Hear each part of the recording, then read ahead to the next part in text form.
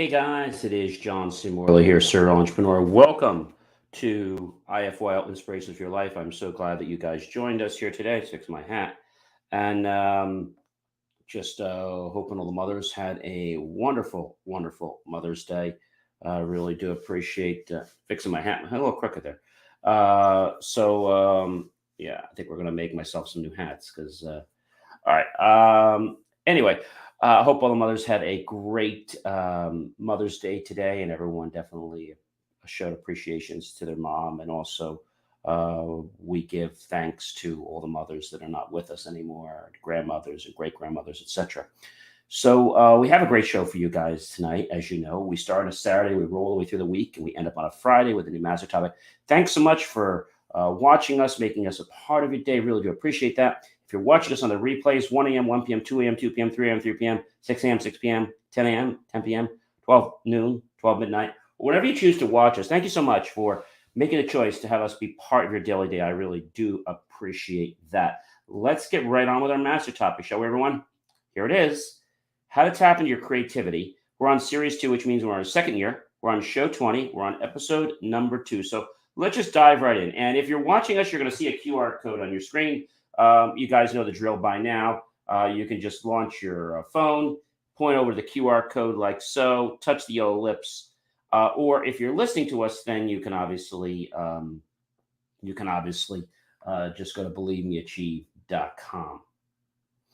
So again, lots of great stuff that we want to share with you guys because I think people really do need to know how to tap into creativity. It's not something they teach you at school. Unfortunately, it's just not something they teach you. I don't know why, but they just don't teach you to.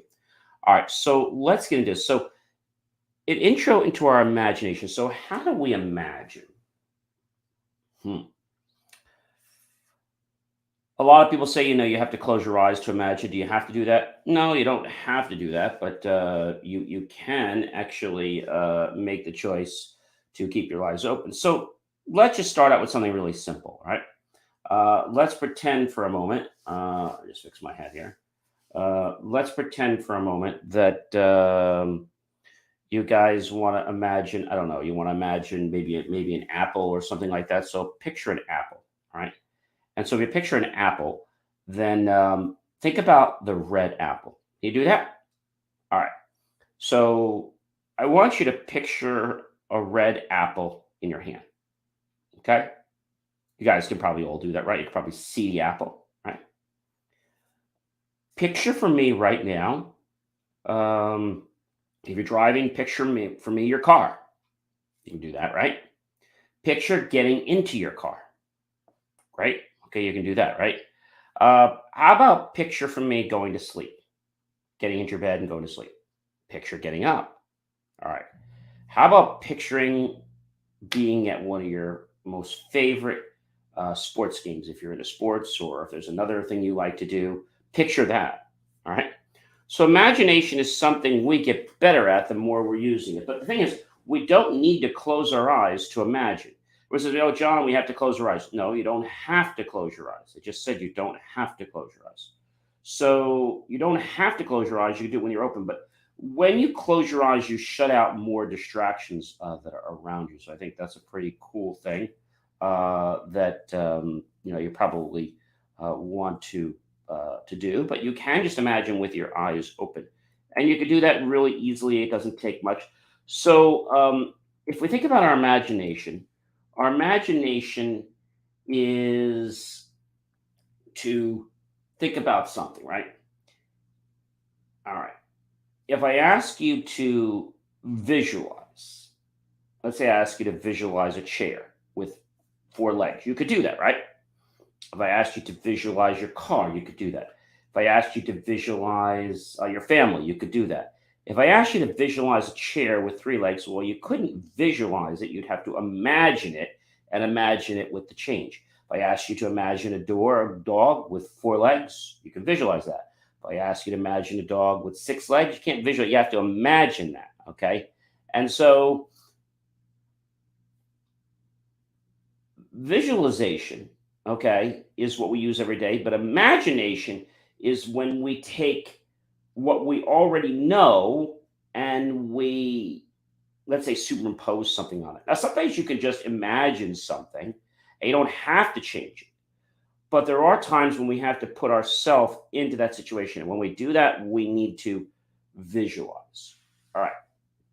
So, to make your imagination more powerful, we want to dig a little deeper. And so we talked about we can close our eyes. That's one thing we can do. Another way that we can actually dig deeper is we can actually take the object and we can rotate the object. So if I told you about an apple, all right, picture an apple. Now picture yourself maybe rotating that apple in your mind so you can see the bottom of it. You can see where the stem would come from, right? Or from the top. Um, just rotate the apple, make sure there's no imperfections on the apple, right? You can kind of spin it around, right? All different ways. So think of your imagination as a place where you can have a workbench to a workbench to basically making a difference in your life. And so, just like any tool you get, you don't become a master at using a tool the first time you use it. Nope, of course not. You have to practice with that tool over and over and over and over again.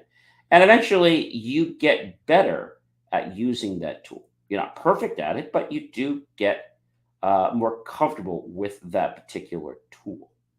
All right. So, what's another way that we can, let's say, dig a little deeper into our imagination? So, using our senses in imagination. So, hear, touch, smell, taste, and proprioception. We'll talk about those in a minute. So, when you pick up an apple, I want you to hear it. Now, I want you to take the apple. I want you to imagine you're putting the apple to your mouth and you were just taking a bite.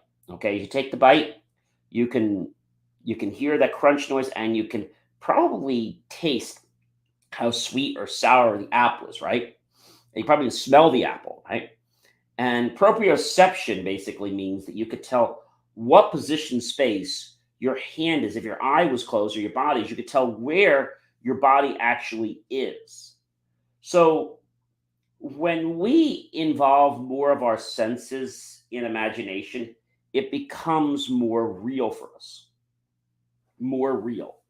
And so if something is more real, then that makes it, how can I say, more interesting? More interesting because when we add more senses, it's like the body now believes that this is real. This isn't just something I'm imagining. This is something that's real. So, you know, let's think about something else we want to imagine. Maybe you want to imagine going on a trip. Okay, you could. It doesn't matter. But maybe you want to imagine going on a trip. And so, going on a trip, maybe you'll think about getting to the gate, waiting to board the plane. And when you board the plane, maybe noticing how the seat feels, how comfortable it is. Maybe when you get off the plane, you're noticing the temperature of the weather, right? What are you seeing when you get off the plane? What kind of sights are you seeing? What are you smelling? If you just landed, let's say, in Rome, maybe you get off the plane and you are smelling all this delicious homemade Italian food, right? And sauce, and it just smells so really good. And so you just keep saying how amazing that is. But then you see it with your eyes, and then you decide to taste it because it smells so good. And you just kind of taste it, or maybe it's a garlic knot, or it's a slice of pizza, or it's some pasta, or it's some veal parmesan, or whatever it is, doesn't matter. You really now believe that, okay? And you can picture yourself how you're eating it. You can picture what part of your hand is in space to where it is to putting it to your mouth. You can picture yourself eating it, right? So the more that you imagine it, the more it's going to become real. So when we use our imagination, what do you hear? Maybe as you're cutting up the veal, or maybe as you're biting the garlic bread, you can hear the crunch. You can smell the garlic. You can taste it. You know what part of the world your hand is in, right? Part of space. So these are things that we do every single day. But I think a lot of people think it's foolish to use our brain to do this, but it's not. It actually makes us more, I'm going to say, connected to what we're looking for. I mean, that's really a pretty amazing thing. So if we know what we're connected to, then it's like we suddenly are like there, right? So beginners will use imagination without using their senses. I mean, they will do that. That's no problem. But as you get more into your senses, you're gonna be like, oh yeah, now I know what to do. I know I can involve these senses. And as you do that, it's like it becomes more real.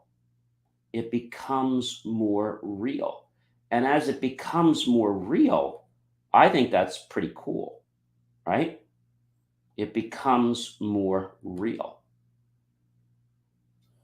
But why? It's simple, ladies and gentlemen. It's because your brain and body, they now believe that this is true. They believe it is true. And when you have all these different, sensations, I think it really does make a difference for people. Okay. Um, it makes a difference, and you'll be able to know what's happening, what's going on. And I'll tell you that things don't just happen immediately. Okay. They don't happen immediately. And the reason they don't happen immediately is because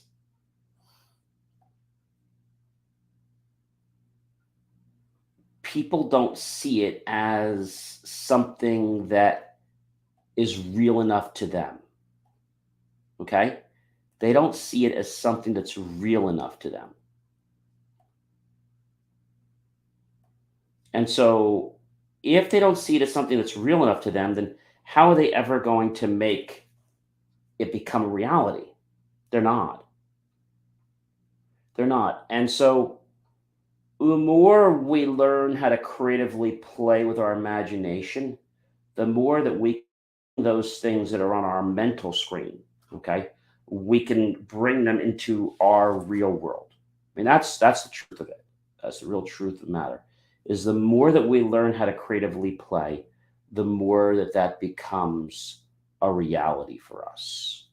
Okay, the more that it becomes a reality for us. And if we know that something becomes a reality for us, then we know exactly how to make that happen, right?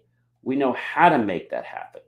Now, for some reason, it doesn't just happen when we don't put enough feeling into something, or we don't, express ourselves. Then it's like it's there, but it's not there. Do you know what I mean? It's like out there, but it's not real enough to our body to really want to react to. I mean, that's what it comes down to. So, thinking about your imagination is great, but learning how you can interact with your imagination so that it can do more things for you, so that you can work with something as if it was real. Because remember, when we do that, our body doesn't know the difference between something being imagined and something being real. It has no clue. So, if we creatively play with something, we're going to be able to make a difference in our lives. And when we can feel it, when we have those emotions, okay, this is why we want to involve things like more senses like see, hear, touch, smell, taste, and proprioception, because the body then has more of a believable factor saying, oh, yeah, yeah, yeah, this really is happening, as opposed to just one sense might be a little bit weak for our body. So, the message tonight is that we need to learn how to creatively play with our imagination. If we don't, we'll never be able to bring those things that we want to bring into our life. Ladies and gentlemen, I am John C. Morley, serial entrepreneur. It's been an amazing privilege, pleasure, and honor to be with you this fantastic evening. I hope you'll like, love, support the channel. Definitely comment below. Tag your friends, colleagues, and associates. Share this at whatever you know on social media. Go to my YouTube channel, John Space C Space MRLY Space Serial Entrepreneur. Look for that key phrase to help keep our content free. Make a choice, ladies and gentlemen, to buy my team and I a cup of coffee, a bowl of fruit, or perhaps, yes, a savory dessert plate. Either way, we'll be grateful. Those pennies and dollars will invest into new hardware, new technology, new equipment, new software, even new facilities to give you the most jaw-dropping motivational content to empower you to become an even better version of yourself. And don't forget to check out my greatest new article, which is the evolution of the pipe organ. Did you know that the pipe organ actually started out by using water? Pretty cool. And then evolved all the way up to bellows, and then after bellows, hand bellows, that were powered by humans.